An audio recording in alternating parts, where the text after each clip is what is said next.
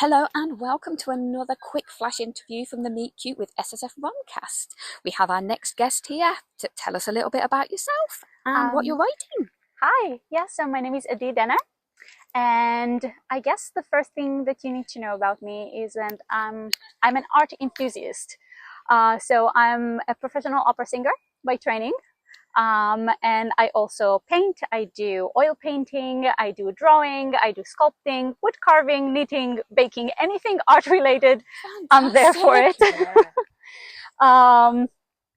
So actually my writing journey started kind of a bit later in my process. I started writing in 2017. Actually, I was doing a year in London. I was studying opera singing.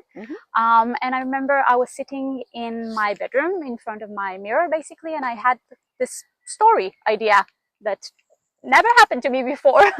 And it was a very vivid idea. And I kind of cast it aside because I'm not a writer. I can't write. Actually, when I was a kid and I had writing assignments for school, my mom always told me that my writing is very clunky. Oh, bless. So I definitely did not think that I could become a writer. Yeah. But the idea just didn't let go. Yeah. So I think I was thinking about it for a month or two. And then I just decided to try and write it. And I wrote a full draft of a book. It wasn't a very good book, but it was a book. And through the process of reworking it and trying to learn what am I actually doing, I really fell in love with writing. And that's what brought me to today. And I'm back here in London. I'm actually just finishing a second master's in opera making and writing. So I actually had my premiere for the first opera I wrote yesterday.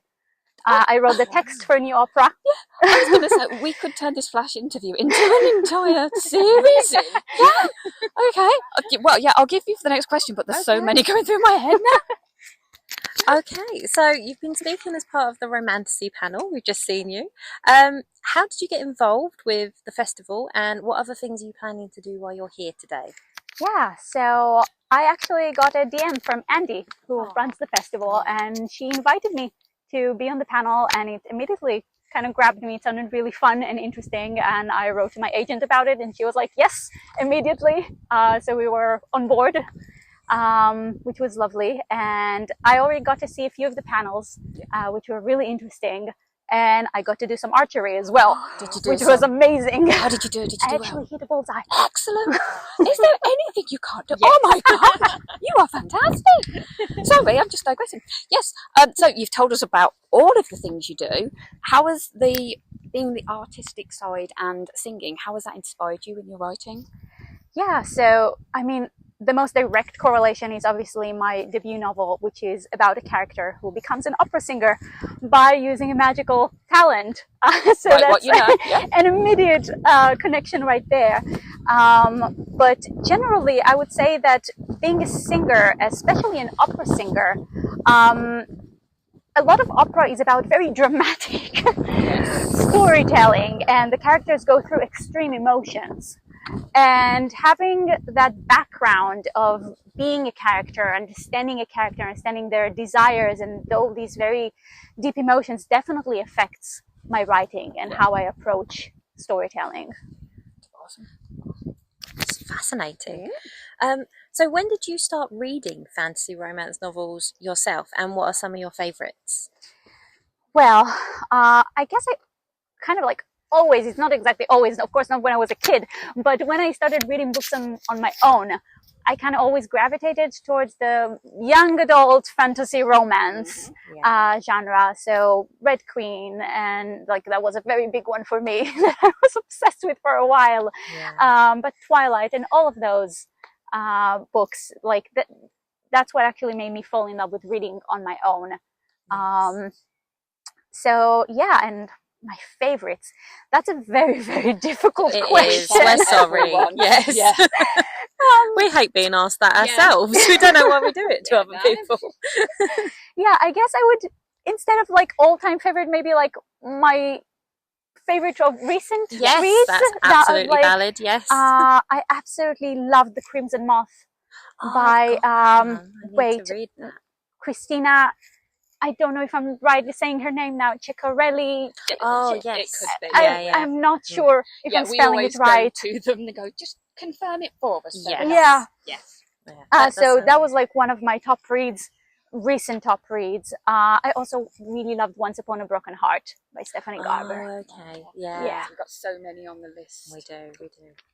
Okay, so we've been doing a ballot. I don't know if you've seen it. This is our ballot we've been doing of all of the romantasy tropes, and we've been asking people to kind of pick one.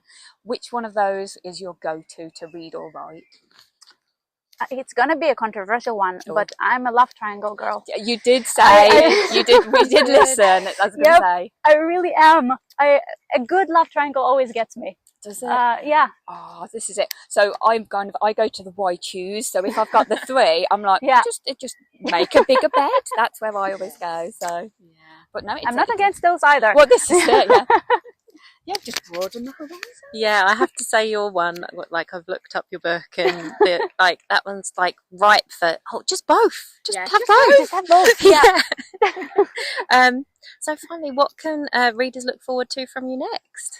Yeah, so I'm currently in the editing stages of my next novel, which is supposed to come out in fall 2026 or January 2027. Not sure yet on the publishing schedule. Windows swap and change. Yes, but I can't tell you much about it. I'm not allowed to say too much, but very, very generally, of course, it's a romantasy as well. And it's a sort of like dark academia with art magic. And yeah, that's about what I'm allowed to say. And it's also not alternate history, like in 1920s London. Oh, lovely. So. Yeah. Oh, okay. I'm thinking scholars. I love a good scholar. So. Yes. all the tick boxes. Yes, please. Well, thank you so much for joining us. Lovely. Thank you very much. Thank you so much for having me. No problem.